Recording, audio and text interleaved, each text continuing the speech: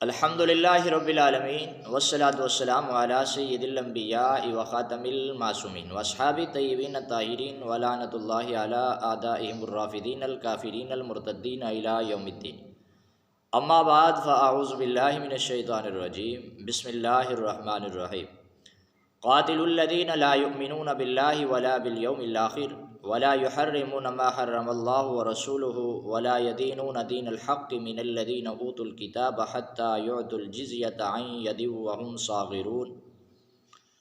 صدق اللہ العظیم۔ میرے واجب الاحترام دوستو، عزیز نوجوان ساتھیوں، موجودہ دور میں پاکستانی چیف جسٹس کا ایک غلط فیصلہ اور اس فیصلے کی وجہ سے امت مسلمہ کے علماء اور امت مسلمہ کے نوجوانوں کے دلوں میں ایک غم، ایک غصہ کی لہر دوڑ رہی ہے، اور اس وجہ سے پوری امت مسلمہ پریشان حال ہے اور تمام علماء کرام بھی پریشان حال ہیں۔ تو چیف جسٹس کے اس فیصلے کو ہم اللہ کے قرآن کی عدالت میں چیلنج کرتے ہیں کہ اللہ کا قرآن کافروں کے بارے میں کیا حکم دیتا ہے اور امت مسلمہ کو کیا حکم دیتا ہے، اور وہ ایک عام کافر جو عام کافر ہو کر رہتا ہو اس کے بارے میں کیا حکم ہے، جبکہ قادیانی اور شیعہ نرجسی مذہب جس کے بارے میں امت مسلمہ کا موقف اور امت مسلمہ کے علماء اس بات پر متفق ہیں کہ یہ عام کافر نہیں ہے بلکہ یہ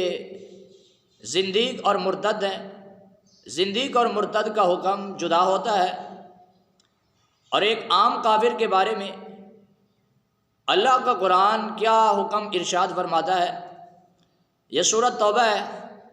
اور سورۃ توبہ کی آیت نمبر 29 پارہ نمبر 10 میں اللہ رب العالمین نے ارشاد فرمایا اور امت مسلمہ کو حکم دیا،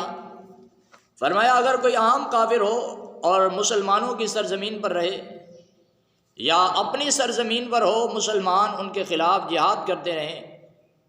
اور جب وہ سرزمین مسلمانوں کے قبضے میں آ جائے تو وہ مسلمانوں کے تحت ہو کر جزیہ دے کر رہے،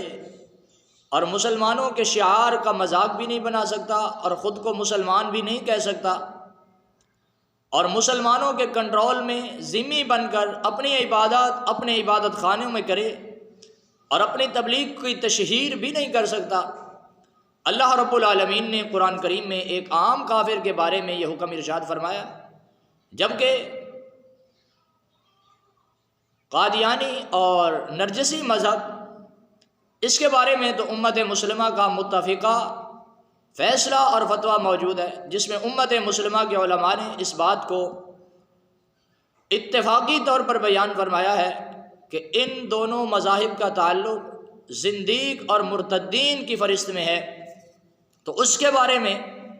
فیصلہ کر دینا کہ یہ اپنے مذاہب کی تشہیر کر سکتے ہیں، بالکل قرآن کی عدالت میں بالکل قرآن کے خلاف فیصلہ ہے۔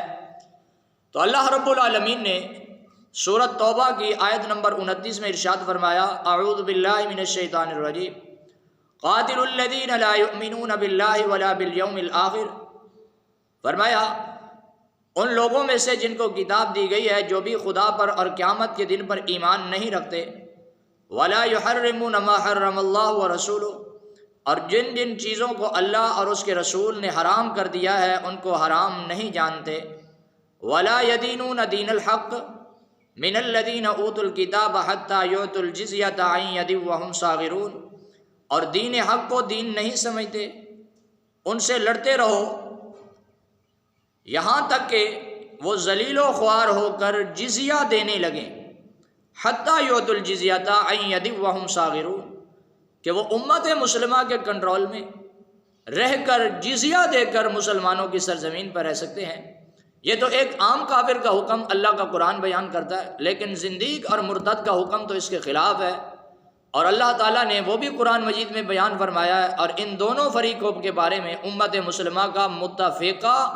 اور امت مسلمہ کے علماء کا اتفاقی فتویٰ موجود ہے کہ یہ زندیق ہیں اور مرتد ہیں۔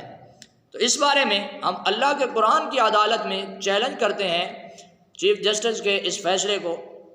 اور دعا ہے اللہ رب العالمین ہم سب کو حق سمجھ کر عمل کرنے کی توفیق نصیب فرمائے۔ وآخر دعوانا ان الحمد للہ رب العالمین۔